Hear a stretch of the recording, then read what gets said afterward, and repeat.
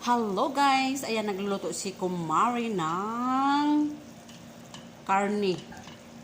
karnero.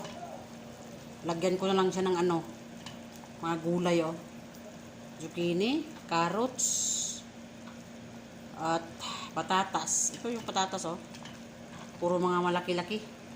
Siyempre yung karne niya isang hiwa, dalawang hiwa, apat na hiwa. At yung kamatis tignan nyo ang laki-laki pagkahiwa Lalo na yung sibuyas. So, siyempre, hindi ko na yun ginigisa yung yung mga sibuyas at kamatis. Diretso ko na siya nilaga yung karne. Pagkatapos, ito, lunod ko na yung mga gulay niya. At siyempre, lagyan ko siya ng asin, kunting asin, at paminta. Pagkatapos, yung turmeric para mag-yelo-yelo siya. Tapos ay yung nilagyan ko lang siyang kunting anong tawag nito? Kunting maji. Tignan natin yung maji ha. Wait a minute. Ayan guys magic sarap. Magic sarap. Ayan, lagay ko diyan. Yung sabaw niya. Tamang timpla, kunti lang nilagay ko diyan. So ngayon, yung sabaw niya, ilagay natin sa ating bigas. Ito yung ating bigas Dito tayo. Yan yung ating bigas, di ba? So lagyan natin kunting sabaw sa karne. Mananam. Sarap siya, parang lasang tikman ko daw saglit. Yummy, sarap. Parang may lasang mais. Yeah. Okay, lagay natin dito yung kanyang sabaw. Kuha tayo ulit para yung lasang ating kanin ay lasang karni. Ayan. Again.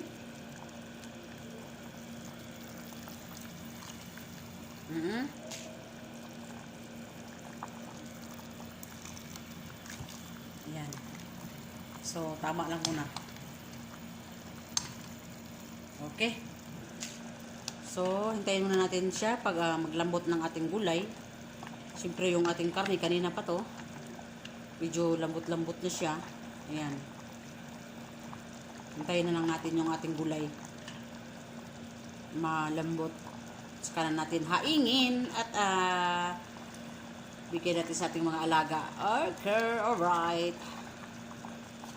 At siyempre, yung ating kanin, hintayin din natin, no? Ayan, no? Yan. Ang lasa niyan is ang karne pa rin.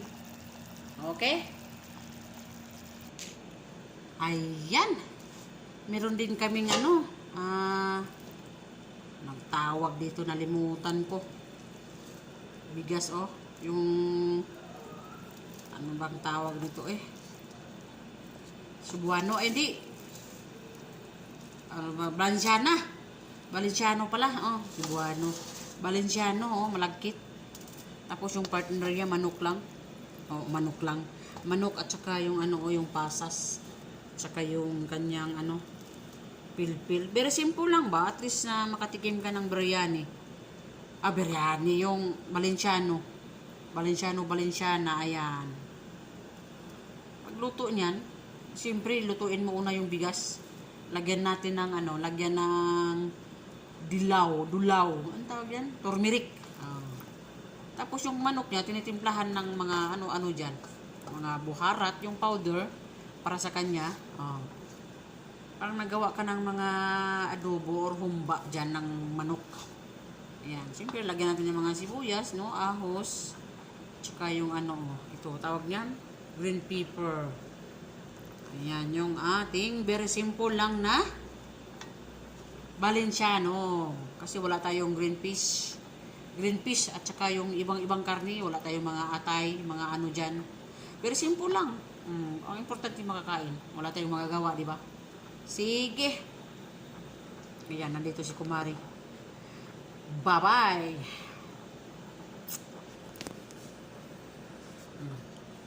Ayan si Kumari. Ayan. Ayan si Kumari.